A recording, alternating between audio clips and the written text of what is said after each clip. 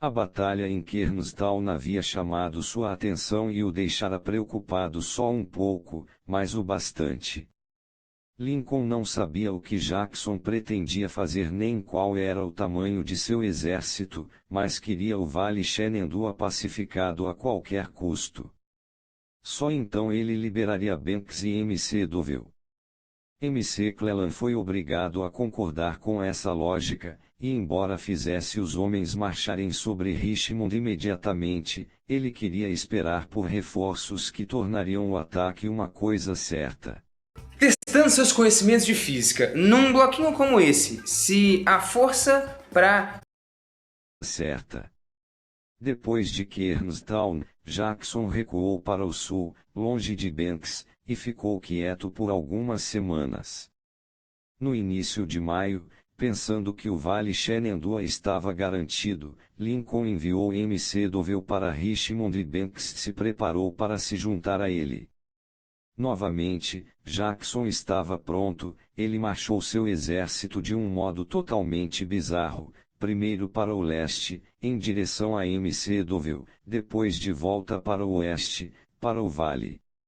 Nem mesmo seus próprios soldados sabiam o que ele estava fazendo. Desorientado com estas estranhas manobras, Lincoln imaginou, mas não tinha certeza, que Jackson estava marchando para combater MC Dovell. Mais uma vez ele suspendeu a marcha para o sul de MC Dovell, manteve metade do exército de Banks no vale e mandou a outra metade para ajudar MC Dovell a se defender de Jackson. De repente os planos da União, que tinham parecido tão perfeitos, estavam desbaratados, suas tropas espalhadas demais para se apoiarem mutuamente.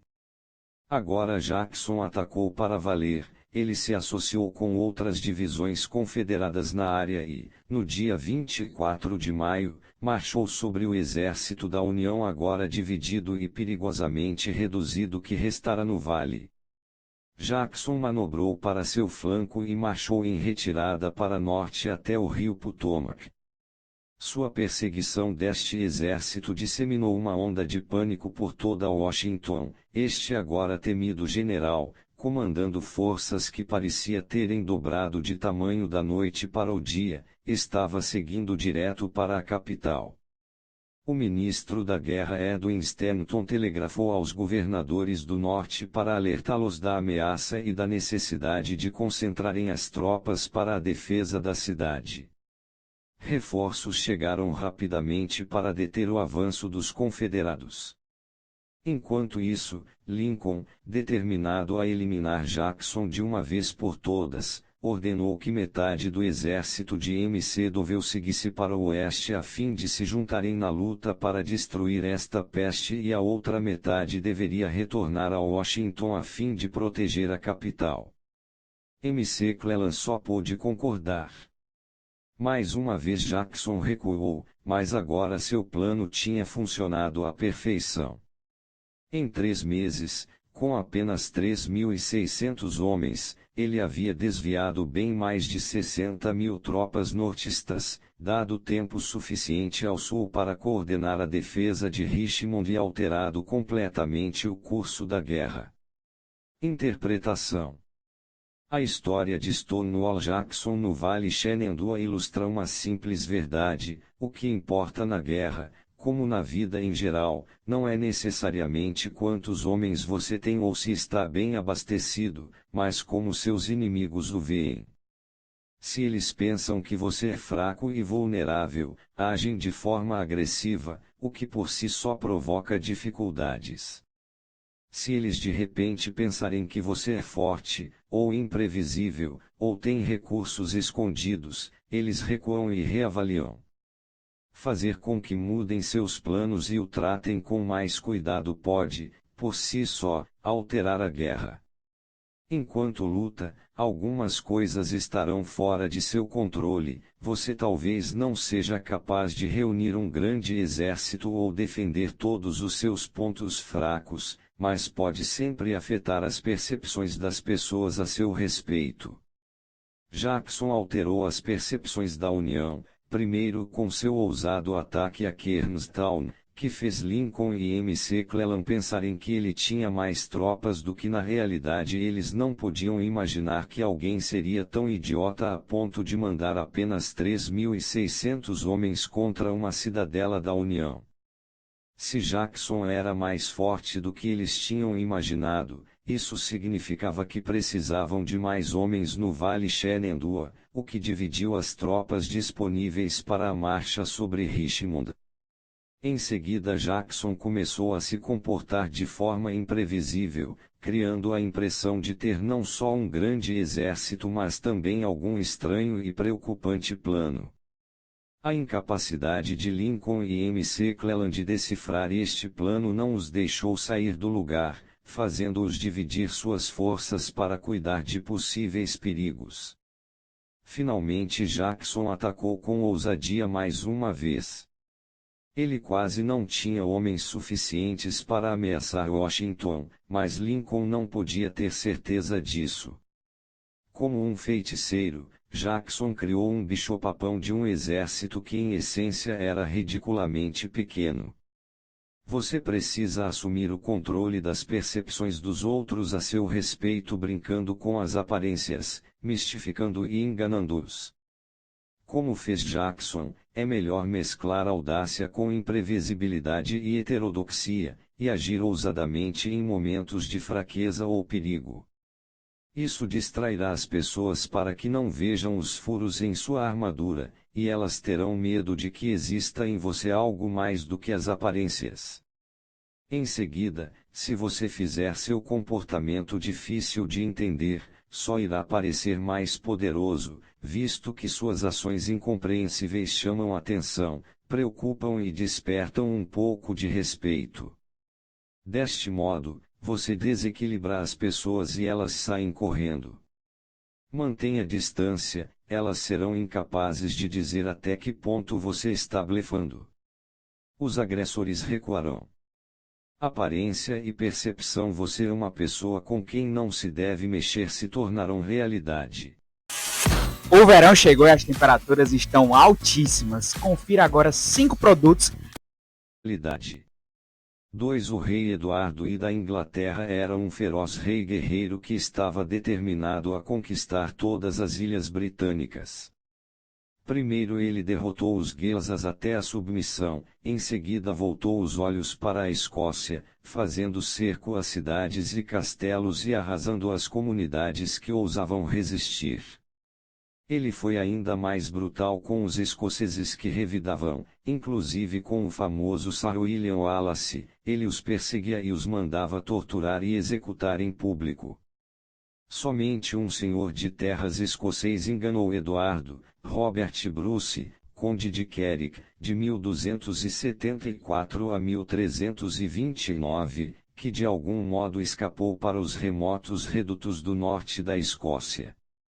Então Eduardo capturou a família e os amigos do rebelde, matando homens e aprisionando mulheres em gaiolas. Bruce continuou desafiando. Em 1306, ele se fez coroar rei da Escócia, a que custo fosse, ele jurou se vingar de Eduardo e expulsar os ingleses da Escócia. Sabendo disso, Eduardo ficou ainda mais determinado a capturar esta peça final em suas guerras escocesas, mas em 1307 ele morreu antes de terminar seu trabalho. O filho de Eduardo, agora Eduardo II, não compartilhava a paixão pela guerra do pai. Eduardo deixara a ilha protegida.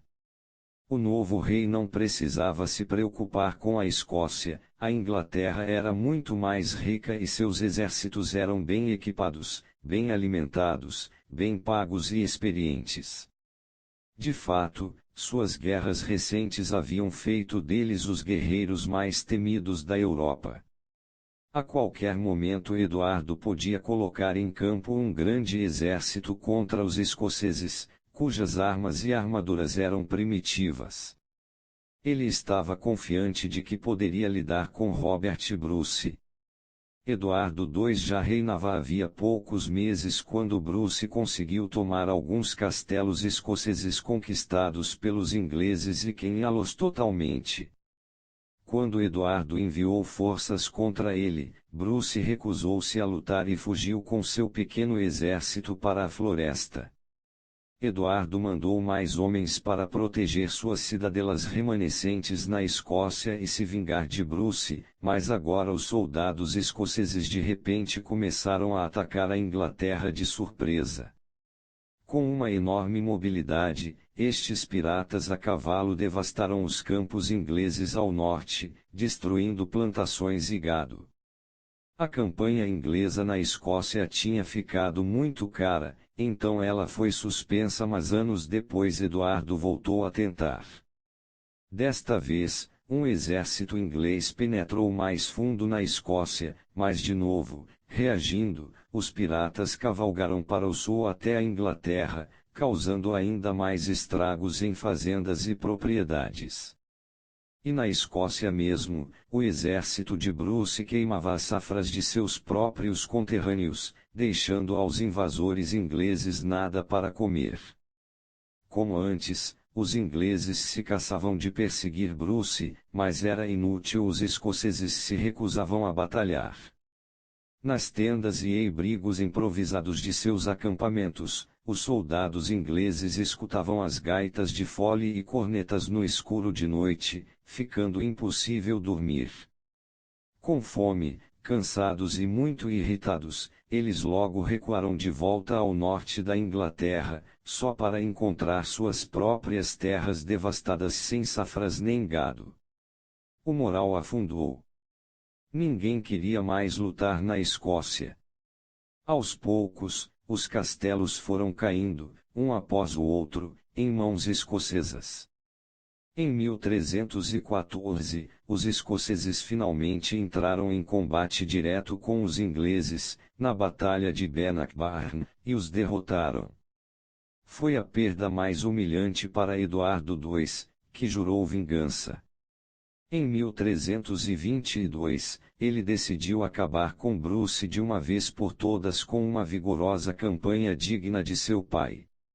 Organizando e liderando pessoalmente o maior exército já existente para combater os rebeldes escoceses, Eduardo chegou até o castelo de Edimburgo. Em um determinado momento ele mandou homens procurarem comida no campo, eles voltaram com um único touro decrépito e uma carroça vazia. A desenteria tomou conta das tropas inglesas.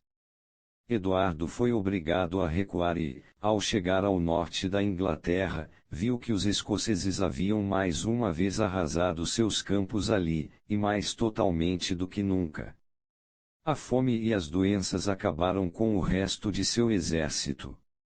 A campanha foi tão desastrosa que irrompeu uma rebelião entre os lords de Eduardo, ele fugiu, mas em 1327 foi capturado e morto. No ano seguinte, o filho de Eduardo, Eduardo III, negociou a paz com os escoceses, concedendo à Escócia sua independência e reconhecendo Robert Bruce como seu legítimo rei. Interpretação: os ingleses